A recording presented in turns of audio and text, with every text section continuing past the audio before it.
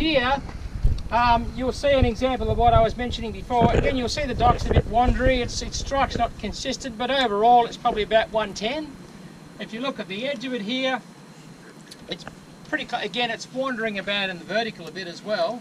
That could split in two just on the other side here, but it's, on average, it's pretty close to vertical. So if you were to record a strike and dip for the dike, I would say something like 110/90. Okay. The other thing you can see here is that there's probably at least two phases of injection here. Okay, you've got this outer hole, if you like, on either side that doesn't have any inclusions in it, and it's a slightly different colour to the middle section. The middle bit is the one that's rich in all these inclusions. Okay, so you've had a couple of pulses of magma come through here. This inner one will be the equivalent of the stuff back over there that's got the big peroxenite pieces in it.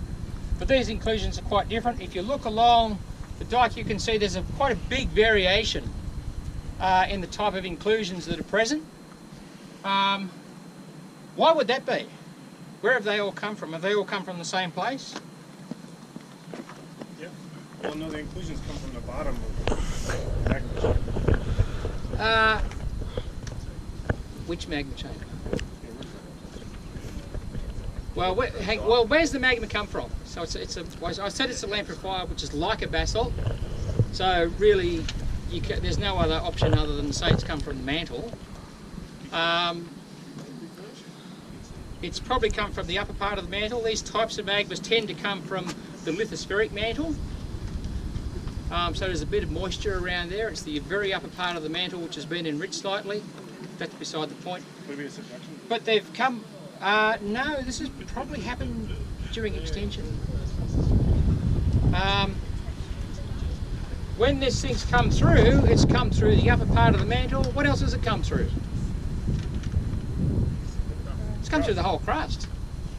Yeah, and it's probably come fairly close to the surface. These things are around about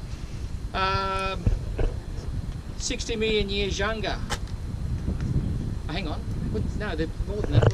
I've got an age for them in your booklet there. Yeah, okay, so okay, I was tricking myself there. These are about 200, so they're Jurassic.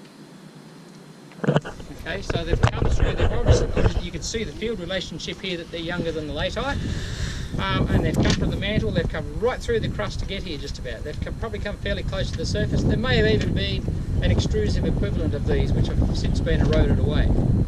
Okay, but they've probably, these types of magmas, because they've come from a wettish mantle, they're fairly fluid charged.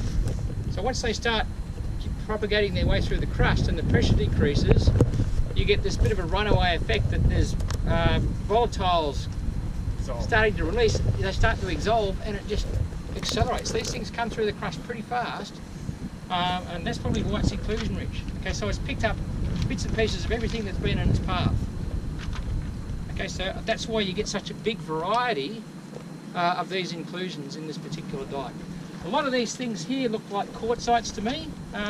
I haven't seen them in thin section. That's just an educated guess more than anything else. They're quite hard. They look very silicious.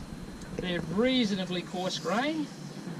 They probably started out as something like a quartz sandstone, and they've been metamorphosed down at depth prior to this happening, and they've just been picked up by this magma as it's come charging through the crust.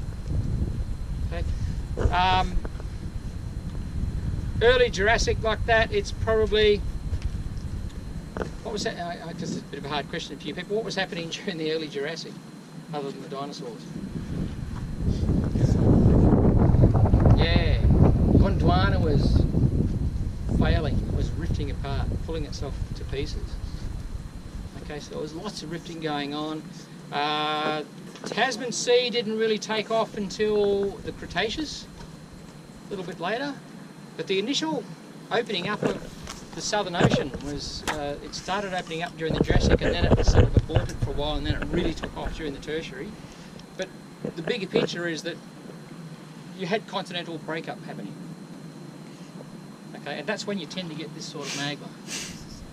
Okay, they've come up fairly fast, they're fairly gas charged, and it's just picked up these xenoliths from here, there and everywhere. Everything that's come through, it's sampled. So they're like a mirror of the crust. So they're quite interesting things. There's a whole field of study which involves looking at mantle and crustal xenoliths in rocks like this. You get lots of, they're typically in things like basalts that come through the crust pretty fast. The basalt lava fields down in Victoria, which are pretty young, they're only about 6,000 years old or less, they've got a whole suite of mantle xenoliths in them which people study. Okay, there's a group at Macquarie that have very intensely study mantle xenoliths and crustal xenoliths as well. Okay, so there's immense, these sort of dikes are very useful because they sample the crust for us and the upper mantle. And that's how we're not just making things up as we go along when we tell you about what the upper part of the mantle is made of. We know for various reasons, because we know the physical properties of them from seismic work, and we know what they look like mineralogically from these sorts of inclusions. Okay, so this is where the evidence comes from, and my mind's wandering at the moment, sort of rambling, and I think I've probably said enough. Any more comments on that, Al or David? If you feel keen, you can go up and have a look where the dike splits up there. I think one arm of the dike sort of wanders and fizzles out. You'll see lots of examples of that on Thursday. Dikes splitting, there's a better word for it, bifurcating is the word. So they bifurcate, sometimes they join back together again, sometimes one arm of the bifurcation just dies off and the other one picks up again. It's interesting when you see it from the third dimension because it often looks like you've got two separate dikes. If they're split, sometimes they split vertically rather than horizontally.